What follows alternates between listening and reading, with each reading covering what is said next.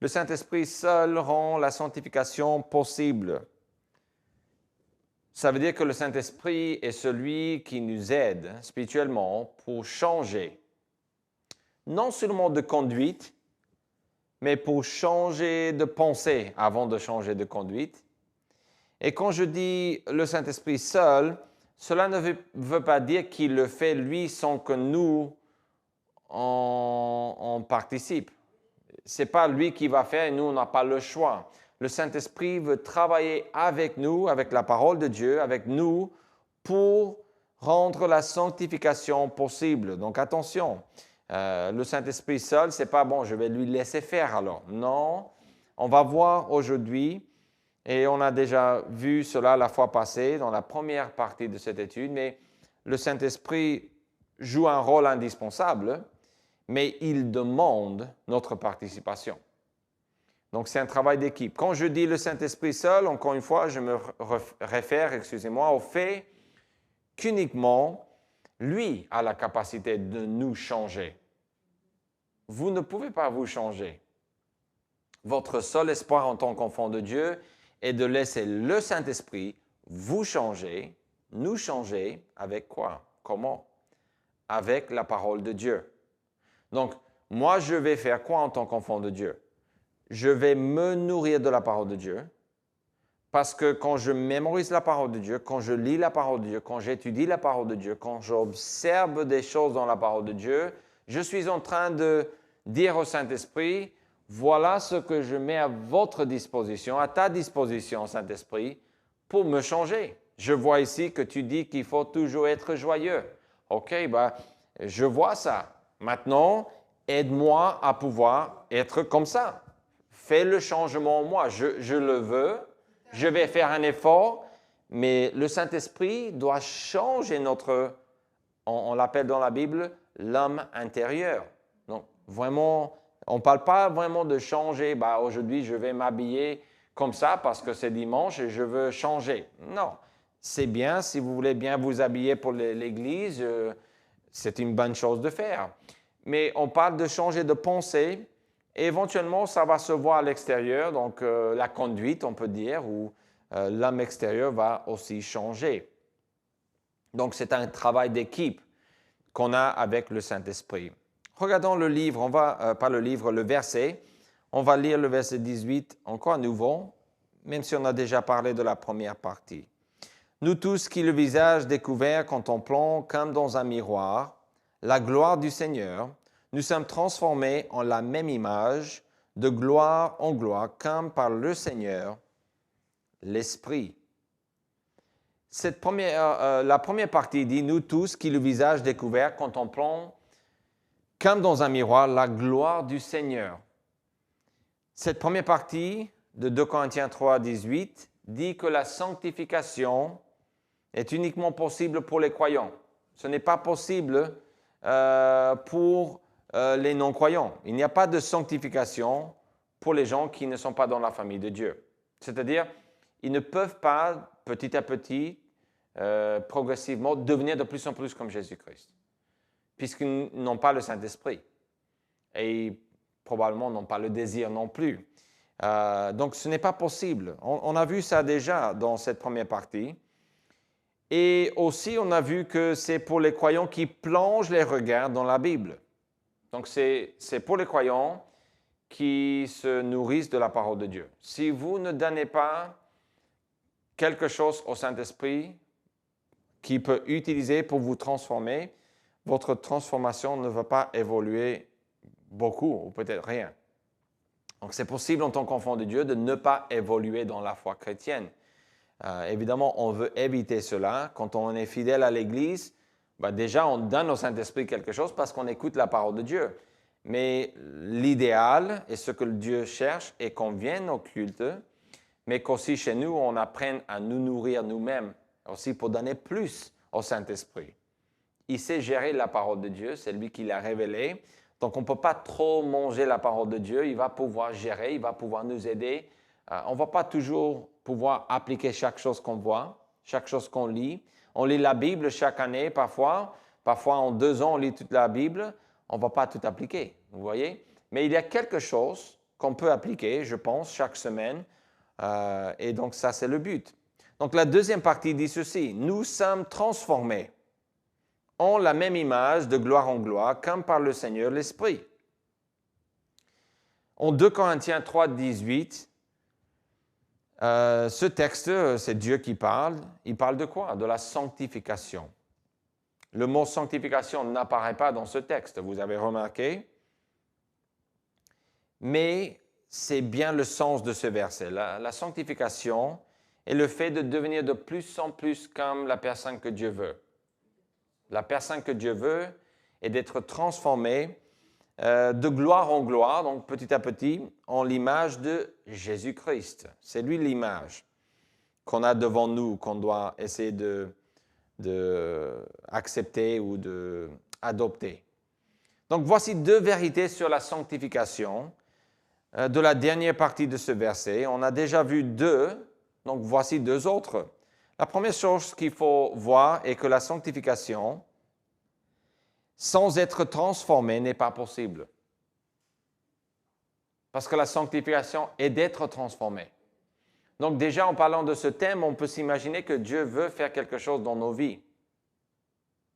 La façon que vous êtes venus au culte ce soir n'est pas la façon... Dieu ne veut pas que vous restiez de la même manière. Je ne dis pas que le changement va avoir lieu maintenant tout de suite, mais ce n'est pas qu'on n'est pas content avec le progrès qu'on a dans la vie chrétienne. Okay? Il y a un magasin dans mon pays, aux États-Unis, et j'avais des amis qui travaillaient là, et donc il m'a expliqué, et on le voyait. Il se donnait rendez-vous au milieu de ce magasin, grand magasin, c'est comme un magasin comme Cora ou Carrefour, etc. Et chaque jour, il se demandait qu'est-ce qu'on peut faire mieux aujourd'hui. C'est bien de faire ça, mais à un moment donné, on se demande, mais bon, 365 jours à l'année, qu'est-ce qu'on peut faire mieux? Il y a toujours mieux parce qu'on n'a pas tout fait, ça c'est sûr et certain. Mais à un moment donné, on se demande, mais bon, à quoi bon? On ne va jamais y arriver, hein? On ne peut pas toujours changer. Mais il faut voir que Dieu veut réaliser une transformation en vous. Cela veut dire que vous allez devoir changer. Bonne nouvelle, la bonne nouvelle est que Dieu va faire le changement. C'est un bon berger. C'est le berger d'après Psaume 23 qui nous dirige près des eaux paisibles. Ce n'est pas d'être transformé, de changer d'une manière drastique. Ce n'est pas qu'on va être la main pliée comme ça pour le faire. Ceci dit, il y a des moments où Dieu doit nous diriger près des eaux qui ne sont pas paisibles. Mais l'idée de Psaume 23 est que lui, il veut nous guider tranquillement, petit à petit. On a cette idée ici dans ce texte, la sanctification sans être transformée n'est pas possible. Pourquoi? Parce que la définition sanctification est d'être transformé. Et ce texte le dit très clairement. Nous regardons, nous contemplons comme dans un miroir. La parole de Dieu est le miroir. Okay? Dans la Bible, en Jacques chapitre 1, ici en 2 Corinthiens 3, 18, quand on dit de contemplons comme dans un miroir, c'est de regarder attentivement. Le mot miroir n'est pas vraiment dans le texte biblique ici. C'est le verbe contempler qui a cette idée. La définition de contempler, c'est de regarder dans un miroir. Donc, c'est pour ça qu'on dit ici contemplons comme dans un miroir. En Jacques chapitre 1, on parle de la loi de Dieu, de la parole de Dieu, comme un miroir. Ce n'est pas le même mot, mais c'est très similaire. Donc, on a cette idée qu'on va regarder attentivement dans la parole de Dieu. C'est ça, si vous voulez, dans ce texte, c'est le miroir, si vous voulez. Mais qu'est-ce qu'on va contempler? La gloire du Seigneur. Et nous voulons être transformés, parce que nous sommes, ce n'est pas que nous allons nous transformer, nous sommes transformés en la même image. Quelle image? La gloire du Seigneur. Donc, quand on regarde dans la parole de Dieu, quand on écoute un texte ce soir, le but est simple. On veut être transformé. En fait, on vient à l'Église et on se présente devant la parole de Dieu ce soir et on se présente demain matin ou demain soir ou ce soir devant la parole de Dieu chez nous, peut-être toute seule, tout seul, pour faire quoi? Parce qu'on veut être transformé. C'est tout simplement ça. La sanctification, c'est ça. Le Saint-Esprit le veut, Dieu le Père le veut, Jésus le veut, c'est lui l'exemple qui est là dans la parole de Dieu pour nous. mais c'est à nous de nous aligner avec ce désir que Dieu a. C'est le travail du Saint-Esprit. L'image de Jésus que nous voyons dans la Bible est l'image dans laquelle nous sommes transformés. C'est pour ça qu'il faut regarder dans la parole de Dieu. La même image parle de l'image de Jésus.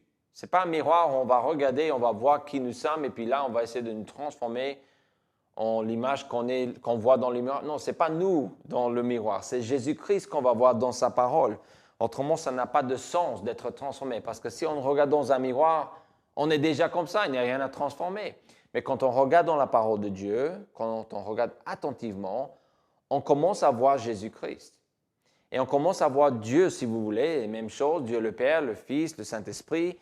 Et c'est ça l'image que nous voulons avoir dans nos vies. La sanctification est de devenir de plus en plus comme Jésus que la Bible révèle. Donc, je répète cela. Et la parole de Dieu est notre source d'inspiration en tout pour nous changer. Alors, je vais dire plusieurs choses par rapport à la sanctification et à la transformation. Rapidement, le mot transformer ou transformation parle d'un changement de pensée qui produit un changement total. Pourquoi est-ce que je dis ça? Parce que si le changement est à l'extérieur d'abord, c'est nous qui faisons le changement. Quelqu'un peut recevoir Jésus-Christ aujourd'hui ou demain et ils vont essayer peut-être d'effectuer un changement. Ils vont voir les membres d'une église, de l'église, et ils vont dire tout le monde s'habille comme ça, tout le monde fait cela, les hommes sont tous habillés comme ça ou les femmes sont comme ça. Et donc, moi, comme je suis sauvé maintenant, je vais essayer de ressembler à ces gens. OK, ça, c'est de changer déjà vous-même et c'est à l'extérieur. Est-ce qu'il y a des choses qu'on devrait changer à l'extérieur? Absolument oui. Si vous vous présentez à un mariage en short et en t-shirt et que ce n'est pas la plage et ce n'est pas la tenue, ce n'est pas eux qui devraient changer, c'est vous. Okay? Il y a des moments où il faut changer certaines choses pour s'adapter pour la situation. Et on peut avoir de mauvaises habitudes et on peut avoir des choses qu'on peut changer nous-mêmes. Mais pourquoi est-ce qu'on va faire ces changements-là? Parce que l'idée de transformation est qu'on a eu un changement à l'intérieur qui nous pousse à faire le changement à l'extérieur. Et ça, c'est vraiment important. Écoutez ce texte, Romains 12, 2 dit ceci. On emploie le mot transformation ici. Et la Bible dit ceci. Ne vous conformez pas au siècle présent, mais soyez transformés. Comment? Par le renouvellement de l'intelligence. Pensez. Ça, c'est, vous dites peut-être c'est pas la pensée, peut-être c'est plus que ça. Je pense que c'est plus que la pensée. C'est l'homme intérieur. Être renouvelé par le renouvellement de l'intelligence. Et après, la Bible dit, afin que vous discerniez quelle est la volonté de Dieu, ce qui est bon, agréable et parfait. Donc, si on change à l'intérieur, parce qu'on a été renouvelé, comment est-ce qu'on peut être renouvelé? C'est le Saint-Esprit qui fait ça. C'est son travail.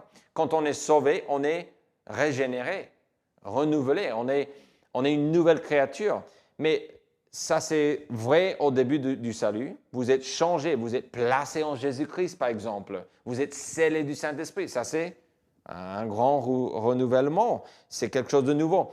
Mais il continue à le faire. Il continue à le faire. Petit à petit, on change. Donc, principalement, le changement qu'on cherche est vraiment, dans la plupart des cas, c'est un changement de pensée, de façon de voir les choses, comme Yvette disait. Donc, la transformation n'est pas du jour au lendemain, mais progressive. Ça, c'est une autre chose. Oui, oui, parfois c'est comme ça. Oui. Quand on grandit avec un bébé, il change tout le temps. Mais comme c'est notre bébé qui est avec nous tout le temps, on le remarque un peu moins que quand on amène notre bébé peut-être après un mois ou peut-être pendant le confinement, par exemple. On a vu Mamie après un bout de temps. Vous remarquez le changement. Ma sœur, quand elle voit mon fils, le dernier qui est né dans la famille, à 11 mois, et après elle le voit 2 mois après, il y a un grand changement. Okay? Donc, ça c'est normal, on ne le voit pas. Mais regardez le texte avec moi. La Bible dit de gloire en gloire. On est transformé en la même image, en l'image de Jésus-Christ, de gloire en gloire. Qu'est-ce que cela veut dire? Si on voit la gloire de Jésus, c'est pas... Jésus possède la totalité de la divinité. Il est Dieu. Donc, quand on voit Jésus pour qui il est dans la parole de Dieu, ce n'est pas un petit peu. C'est qui il est, c'est pur, sans tâche. Mais nous, pour arriver là, on ne va pas arriver d'un coup. Gloire en gloire veut dire qu'on va être changé en l'image de Dieu. Donc, on voit l'image de Dieu, la gloire de Dieu en la Bible. Et nous, on va avancer vers cette gloire. Petit à petit, on va changer de gloire en gloire pour dire qu'on va progresser, on peut dire progressivement. Ce n'est pas du jour au lendemain. Cela veut dire petit à petit, nous voyons la gloire de Jésus dans la Bible et nous voulons progresser vers elle. Progressivement, nous devenons de plus en plus comme Jésus. Donc, la sanctification est vraiment d'être transformé. Et on a déjà parlé de cette idée que la transformation parle d'un changement de pensée. D'abord, on a vu aussi que c'est progressif, mais une autre chose, c'est le mot transformer est un verbe passif. Ça, c'est important. Qui indique que les croyants ne peuvent pas se changer eux-mêmes. La Bible ne dit pas « transformez-vous vous-même ». La Bible dit « soyez transformés » ou « nous sommes transformés ». Donc, c'est de céder à Dieu. C'est de laisser le Saint-Esprit faire son travail. Comment est-ce que le Saint-Esprit peut faire son job? On lui donne pas les capacités, mais on lui donne la parole de Dieu pour qu'il le fasse. Comment est-ce qu'on fait ça? On va prendre la parole de Dieu, on va regarder attentivement dans la parole de Dieu, et quand on fait ça, le Saint-Esprit a tout ce qu'il a besoin, tout ce dont il a besoin pour nous transformer. En Romains 12, je vais relire cette partie, c'est la même chose. La Bible dit, ne vous conformez pas au siècle présent, mais soyez transformés. Dans notre texte, la Bible dit, nous sommes transformés. Donc, l'idée ici, vous dites, bon, le verbe au passif, qu'est-ce que c'est cette histoire? On n'est pas là pour apprendre la grammaire. Dans la parole de Dieu, c'est important de savoir qu'est-ce que Dieu demande de moi et qu'est-ce que Dieu ne demande pas de moi. Okay? Dieu ne vous demande pas, par exemple, de résoudre les problèmes des autres. Dieu vous demande de proposer la parole de Dieu, les solutions de la parole de Dieu, et les gens doivent faire leur part. Le Saint-Esprit aussi, si c'est des croyants. Ça c'est un exemple, peut-être tout bête, mais c'est pour dire, il y a des choses qu'on doit faire, il y a des choses qu'on ne peut pas faire. Il vaudrait mieux distinguer, autrement c'est la frustration totale qui vient dans la vie du croyant. Une fois, j'ai entendu quelqu'un dire que cette personne ne comprenait pas pourquoi les autres ne changeaient pas, et cette personne disait vouloir arrêter de vivre pour Dieu, parce que les autres ne changeaient pas, mais ça c'est quelqu'un qui était frustré parce qu'ils n'ont pas distingué entre ce que cette personne pouvait faire et ce que Dieu doit faire. Excusez-moi, Dieu doit faire et les gens doivent faire. C'est-à-dire quoi? Ce n'est pas moi de changer les autres. Si je partage la parole de Dieu et qu'ils refusent fois après fois après fois, ce n'est pas un problème de Dieu. Ce n'est pas un problème de moi. Ce n'est pas peine d'abandonner la foi. Les gens doivent choisir. Okay? Donc, les rôles sont à distinguer dans la parole de Dieu, dans la vie chrétienne. On ne peut pas obliger. C'est Dieu seul qui transforme. C'est ça l'idée que je veux revenir au texte. Le texte dit bien, nous sommes transformés, pas que nous nous transformons nous-mêmes. Si nous ne pouvons pas nous transformer nous-mêmes en l'image de Jésus, comment pouvons-nous être transformés? Moi, j'ai déjà répondu à cette question. Mais cela fait partie de la deuxième partie, c'est la sanctification sans l'œuvre du Saint-Esprit n'est pas possible. C'est pour ça le titre de cette série, ou pas série, mais cette étude qu'on fait en 2 fois, et que c'est le Saint-Esprit seul qui rend la sanctification possible. Il est le seul qui peut vous transformer. Mais vous avez un rôle important et indispensable à jouer. C'est quoi? De vous nourrir de la parole de Dieu. Parce que l'épée de l'Esprit, c'est la parole de Dieu. Vous avez entendu ce verset peut-être, qu'en parlant du casque du salut et des 2 choses de la foi, et prendre surtout l'épée de l'Esprit qui est la parole de Dieu. Il travaille avec ça. il avance avec la parole de Dieu. Ce n'est pas magiquement qu'il avance. Il avance avec la parole de Dieu. Donc, le plus de temps que vous êtes exposé à la parole de Dieu, le plus de chances et de capacités vous allez avoir pour grandir dans la foi. C'est tout simplement cela.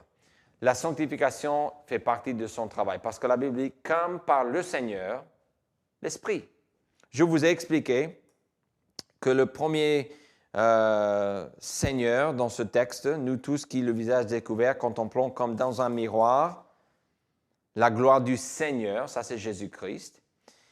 Nous sommes transformés en la même image, de gloire en gloire, comme par le Seigneur l'Esprit. Ça, on parle de Dieu quand on dit Seigneur ici. Donc, on parle de Dieu le Fils et Dieu le Saint-Esprit, tout simplement. Et je dis cela parce qu'en Romains 8, on parle d'être transformé, que c'est le plan dès le début, que Dieu a établi que les croyants devaient ressembler de plus en plus à Jésus-Christ. Donc, quand on compare Romains 8 avec ce texte ici, on comprend, c'est pour ça que j'interprète le premier Seigneur comme Jésus, le deuxième comme le Saint-Esprit. De toute façon, le deuxième, c'est simple, parce que c'est marqué Seigneur, l'Esprit. Mais le premier, on dit Seigneur. Comment est-ce qu'on sait que ce n'est pas l'image du Saint-Esprit? Déjà, il n'y a pas d'image, le Saint-Esprit n'a pas de corps. Jésus est le seul qui est devenu chair. Et deuxièmement, on compare aussi avec Romains 8, on sait clairement que la sanctification est de ressembler de plus en plus à Jésus. Donc, en parlant du Saint-Esprit, que c'est lui qui rend cela possible, voilà pourquoi la sanctification est uniquement pour les croyants. Parce que le Saint-Esprit habite en les croyants. Et comme c'est lui qui fait le travail, il n'a pas à se déplacer. Il est déjà là sur place tout le temps. Avant de dire « je ne peux pas me transformer moi-même », donc je vais laisser Dieu faire. Avant de dire cela, parce que c'est une réaction normale, il faut savoir que nous jouons un rôle indispensable en ce qui concerne notre sanctification. Et j'ai déjà dit cela, mais je vais le dire plusieurs fois.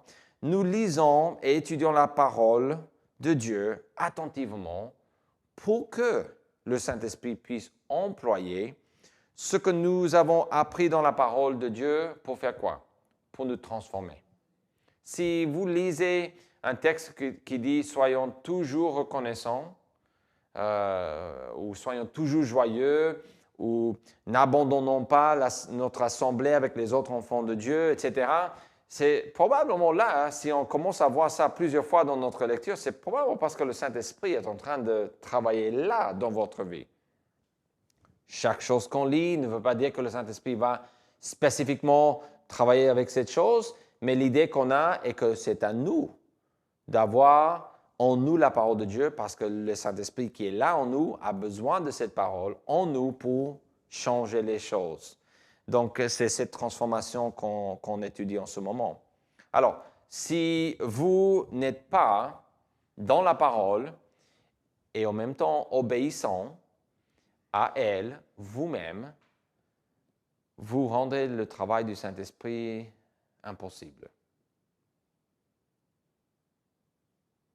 Dieu veut que nous travaillions avec lui. Le salut, c'est un choix. La sanctification, on est prédestiné. C'est-à-dire qu'avant d'être sauvé, Dieu a déterminé que tous les gens en Christ devaient ressembler à son Fils. C'est le plan, si vous voulez. Mais vous n'êtes pas obligé de suivre le plan de Dieu. Dans ce sens-là, la volonté, c'est la volonté de Dieu. C'est ce qu'il veut. Vous dites, mais comment est-ce possible? On a un exemple dans la Bible. On a beaucoup d'exemples dans la Bible des hommes de Dieu, des femmes de Dieu qui n'ont pas suivi Dieu dans de certaines situations. Est-ce que c'était la volonté de Dieu que David prenne une femme qui n'était pas à lui, qui tue? Non.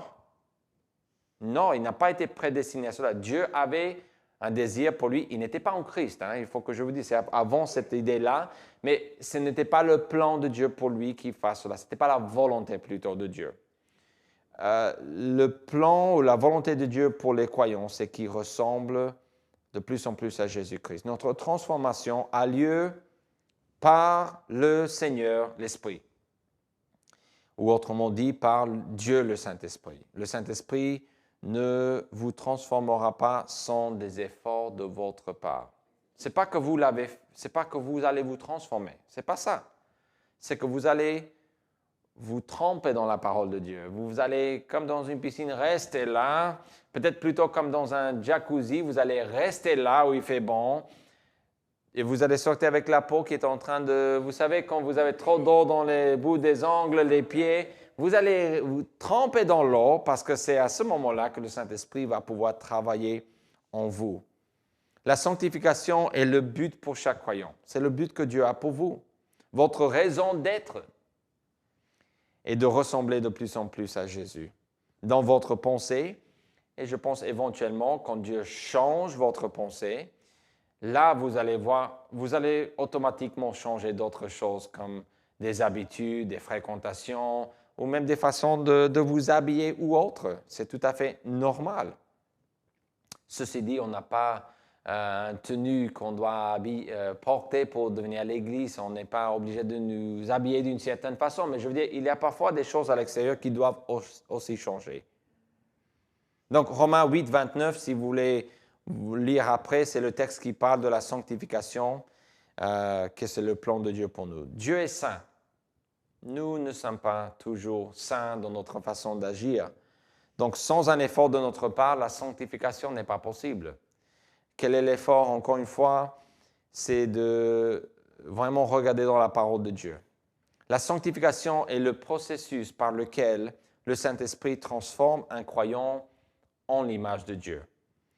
Et cette transformation ne peut pas avoir lieu sans notre participation, sans que nous regardions attentivement dans la parole de Dieu. Donc cela est clair parce qu'on l'a répété plusieurs fois aujourd'hui. Vous devriez connaître la définition maintenant biblique de ce que c'est d'être sanctifié, de cette idée en tout cas de la sanctification.